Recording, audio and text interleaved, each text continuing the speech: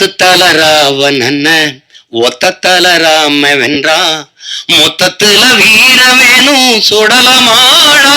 இந்த வித்தைகளை கத்துக்காம சத்தியத்தை ஒத்துக்காம கத்துனா போனதெல்லாம் கிடைக்குமாடா தம்பி, கத்துனா போனதெல்லாம் கிடைக்குமாடா. 10 தல ராவணன் ஒத்த தல ராம வென்றா மொத்தத்துல வீர வேணும் சுடலமாடா. இந்த வித்தைகளை கத்துக்காம சத்தியத்தை ஒத்துக்காம கத்துனா போனதெல்லாம் கிடைக்குமாடா தம்பி, கத்துனா போனதெல்லாம் கிடைக்குமாடா.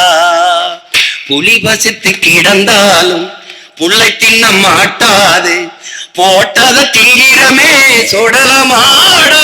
நம்ம பொண்டு உள்ள வாழ்க்கையில கண்ட சுகம் ஏதும் இல்ல, தெண்டத்துக்கு உழைக்கிறமே நியாயமாடா தம்பி, தெண்டத்துக்கு உழைக்கிறமே நியாயமாடா. உலகத்தை எப்படிப்பட்ட மாறுதலுக்கு கொண்டு வர நினைக்கிறியோ அதை உன்னிலிருந்து தொடங்குறாங்கிறார். நீங்க நான் என்னிலிருந்து தொடங்குறேன், நீங்க உங்களிலிருந்து தொடங்குங்க. நம்மிலிருந்து நல்ல மாற்றம் தொடங்கட்டும். நான் 6 மாசத்துல தேர்தல் வருது, அப்பவாவது ஒரு மாறுதல் வருதான்னு பார்ப்போம். அதான் ரொம்ப முக்கியம். என்ன ஐயா மனே?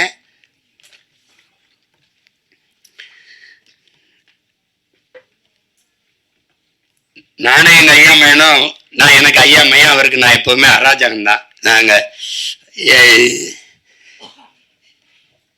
உங்களுக்கு தெரியும், எங்க அப்பா தமிழ் கடல் நெல்லைக்கண்ணன் எங்க அப்பா. அவங்க எப்பவும் என்னை மகனே ஐயான்னு தான் அழைப்பாங்க, மகனேன்னு அழைப்பாங்க. நான் ஏதாவது கேட்டா வாழ்க வாழ்க தமிழுடன் அப்படிதான் சொல்லுவாங்க, வாழ்க தமிழுடன். எப்பவுமே வைக்கும்போது ஐயா படிக்கணும், ஐயா படிக்கணும், ஐயா படிக்கணும், ஐயா படிக்கணும், அது சொல்லிட்டு தான் வைப்பாங்க. அப்படி எங்களை தமிழ் பால் ஊட்டி வளர்த்த தாய் தந்தை எல்லாமே எங்க அப்பா தான். எங்க அப்பாவுடைய அன்பு மகன் எங்க ஐயா மகன் சுகா அவர்கள். பெரிய அறிஞர், அமைதியா இருப்பாரு, பெரிய எழுத்தாளர், பெரிய ஆற்றலாளர், பெரிய திரைக்கதை.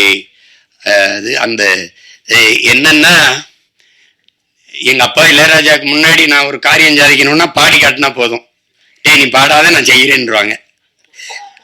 எங்க அப்பாவுக்கு முன்னாடி பாடி காட்டணும்னா நீங்க என்ன வேணா நினைச்சுக்கிறீங்க, நான் பாடி காட்டுவேன், பாடுவேன். அது ஒரு தடவை என்னை கூட டே என் முன்னாடி நீ பாடி காட்டுறான்றாப்ல. அப்பா நான் சொல்லிட்டு தானே பாடினேன். என்ன தெரியுமா அதுல அந்த வானத்தை போல மனம் படைச்ச மன்னவனி அப்படின்னா நல்லா இருக்காப்பா, நான் பாடிடுறேன். இல்லடா நீ என் முன்னாடி பாடி, உங்க முன்னாடிதான் பாடி காட்ட முடியும் அப்படின்னு.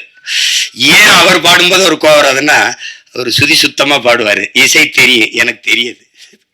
அதனால அவர் ஒரு மெட்டு போட்டு வச்சிருப்பாரு, நான் ஒண்ணு பாடி விடுவேன். அதுல டே தயவு செய்து பாடாதரா, நீ என்ன சொல்றியோ செஞ்சிடண்டா.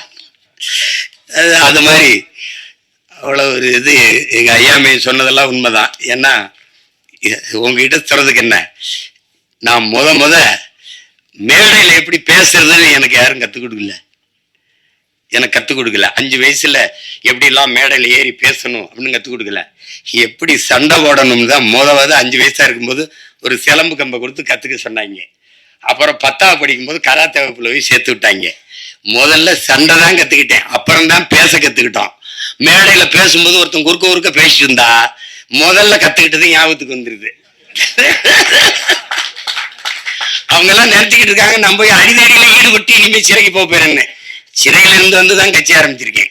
அதையும் கவனத்துல வச்சுக்கிட்டு பேசணும். நான் ஆள் வச்சு அடிப்பேன்னு நினைக்கிறாங்க, நானே போய் அடிப்பேன். அதெல்லாம் தம்பி, ஏன்னா நான் இங்க இருக்கிற தலைவர்கள் ஐயா கருணாநிதி ஐயா, ஐயா எம்ஜிஆர் ஐயா, ஐயா அம்மா ஜெயலலிதா அம்மாவெல்லாம் பார்த்து அரசியல் செய்ய வந்தவன்ல.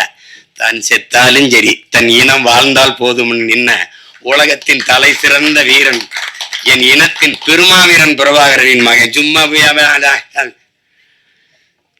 இதெல்லாம் கிடையாது. இப்ப எங்க ஐயா பரிணாமன் பாடலை நினைவுபடுத்தினாங்க. என் தம்பி எசைக்கு கார்வண்ணன் கூட அன்னைக்கு பாடினாங்க. இதுதான் வேலை, சமைப்போம், சாப்பிடுவோம், டப்பாவை கவித்து வச்சுட்டு தாளம் போட்டுக்கிட்டு மாறி நாங்க பாடுவோம்.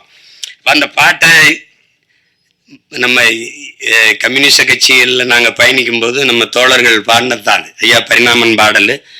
குறிப்பா என்னுடைய தம்பிகள் ரொம்ப நல்லா பாடுவாங்க. இது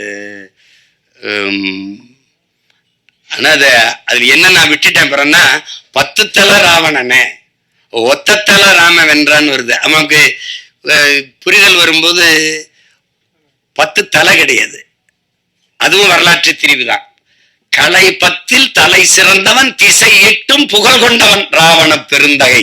அதுதான் இந்த கலைவத்தை தலைவத்தா பின்னாடி வந்தவன் மாட்டான். ஒருத்தன் 10 தலையோட பிறக்க முடியுமான்னு பாருங்க. அதுல இன்னும் கோவரும் பாருங்க, அந்த ஜண்டுபாம் விளம்பரத்துக்கு அப்படியே வந்து ராவணா ஜண்டுபாம் டே நான் வர்றதுக்குள்ள ஓடி போயிருந்தா கொண்டே வருவேன்.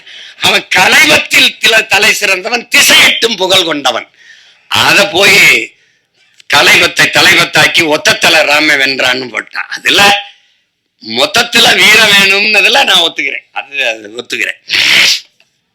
அந்த பாடல் அதை விட்டுற போறேன். ஆனால் இவ்வளவு நேரம் இந்த நிகழ்ச்சியை மிக அழகுற நெறியாலை செய்த அன்பு தங்கை கவிதா அவர்களுக்கு என்னுடைய அன்பும் வணக்கமும் வாழ்த்துக்களும். அவங்க ஊடகத்துறையிலையும் பணியாற்றி கொண்டு இதை எங்க ஐயாமையும் சொன்னாரு, அவங்க தமிழ் நல்லா உச்சரித்து பேசுறாங்கன்னு. ஏன்னா நாங்க தேட வேண்டியது இருக்கு, யாரு தமிழ் நல்லா பேசுறா.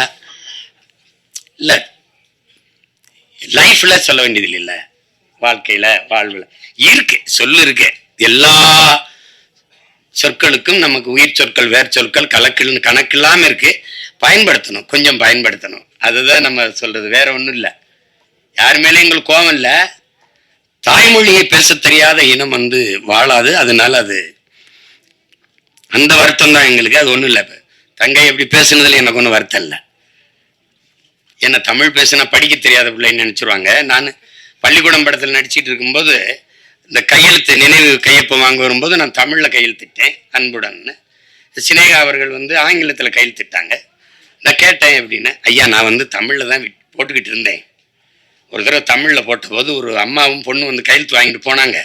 போகும்போது தமிழ்ல கையெழுத்து போடுறாங்க, இந்த இவங்க படிக்கல போறதுக்குன்னு. அது தமிழ்ல கையெழுத்து போட்டா படிக்கலன்னு நினைச்சுக்கிறான். அப்ப படிக்கல, பள்ளிக்கூடம் போல அவருக்கு தமிழே பேசிட்டுக்கிறான்னு நினைக்கிறான். அதனால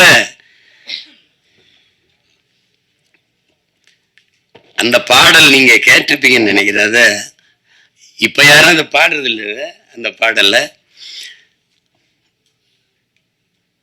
10 தலை ராவணன ஒத்த தலை ராம வென்றான். இந்த பாட்டை நானே எங்க மாமா சவுந்தர அவர்களும் ஐயா பாக்கியராஜ் வீட்டுக்கு போனோம்னா ஒரு தடவை அந்த பாட்டை பாடுங்க அப்படிம்பாங்க. தாளம் போட்டு நாங்க பாடுவோம். 10 தலை ராவணன ஒத்த தலை ராம வென்றான், மொத்தத்துல வீர வேணும் சுடலமாடா. இந்த வித்தைகளை கத்துக்காம சத்தியத்தை ஒத்துக்காம கத்துனா போனதெல்லாம் கிடைக்குமாடா தம்பி, கத்துனா போனதெல்லாம் கிடைக்குமாடா. 10 தலை ராவணன ஒத்த தலை ராம வென்றான், மொத்தத்துல வீர வேணும் சுடலமாடா. இந்த வித்தைகளை கத்துக்காம சத்தியத்தை ஒத்துக்காம கத்துனா போனதெல்லாம் கிடைக்குமாடா தம்பி, கத்துனா போனதெல்லாம் கிடைக்குமாடா. புலி பசித்து கிடந்தாலும் புள்ளை தின்ன மாட்டாது, போட்டத தீரமே சுடலமாடா. நம்ம பொண்டு உள்ள வாழ்க்கையில கண்ட சுகம் ஏதும் இல்ல, தெண்டத்துக்கு உழைக்கிறமே நியாயமாடா தம்பி, தெண்டத்துக்கு உழைக்கிறமே நியாயமாடா. இது அந்த பாடல் ஐயா பரிணாமன் அவர்கள் எழுதினது. அது ரொம்ப முற்போக்கான பாடல். அந்த வரியை தவிர மத்தெல்லாம் நமக்கு உடன்பாடு. இப்ப இருந்தா கூட ஐயா மாத்தி அதை கொடுப்பாங்க அதுல. அப்ப அது எவ்வளவோ பாடல்கள், எவ்வளவோ சித்தர்கள், ஞானிகள், யோகிகள் எல்லாம் தோன்றி என்னென்னமோ. எங்க தாத்தா பட்டுக்கோட்டை சொன்ன மாதிரி முன்பு இயேசு வந்தார், அப்புறம் காந்தி வந்தார், புத்தன் வந்தார், அப்புறம் இயேசு வந்தார், அப்புறம் காந்தி வந்தார். எதையோ சொன்னாங்க, எழுதி வச்சாங்க. எல்லாத்தையும் தான் படிச்சீங்க, என்ன பண்ணி கிழிச்சிங்கன்னு தெரியல. அது மாதிரிதான் இப்ப நானும் நாமளாவது எல்லாரும் சேர்ந்து ஏதாவது உருப்படியா கிழிப்போம் வாங்கன்னு தான் கூப்பிடுறேன். அதுக்கு என்னுடைய தம்பி கிட்டவர்கள் எழுதி இயக்கி என்னுடைய ஆறுயிர் இளவல் எசக்கி கார்வண்ணன் அவர்கள் தயாரிச்சிருக்கிற இந்த ஆட்டி படம் ஒரு சிறிய முயற்சியா இருக்கும். அது சொல்றான், புரட்சி என்பது ஒவ்வொரு மனிதனின் காலடிக்கு கீழே காய்ந்த சருகுகளாக காத்து கிடக்கிறது ஒரு தீக்குச்சியின் உரசலுக்காக அப்படிங்கிறான். ஒரு தீக்குச்சி உரசி போடணுங்கிறதுக்காக காய்ந்த சருகா காத்து கிடக்குதுங்கிறான். அப்படி உரசி போடுற ஒரு தீக்குச்சியா என் தம்பி கிட்டுவனுடைய ஆட்டி படைப்பு இருக்கட்டும் என்று நான் வாழ்த்துறேன். இந்த நிகழ்விலே இவ்வளவு தூரம் பங்கெடுத்து விழாவை சிறப்பித்திருக்கிற என் அருமைக்குரிய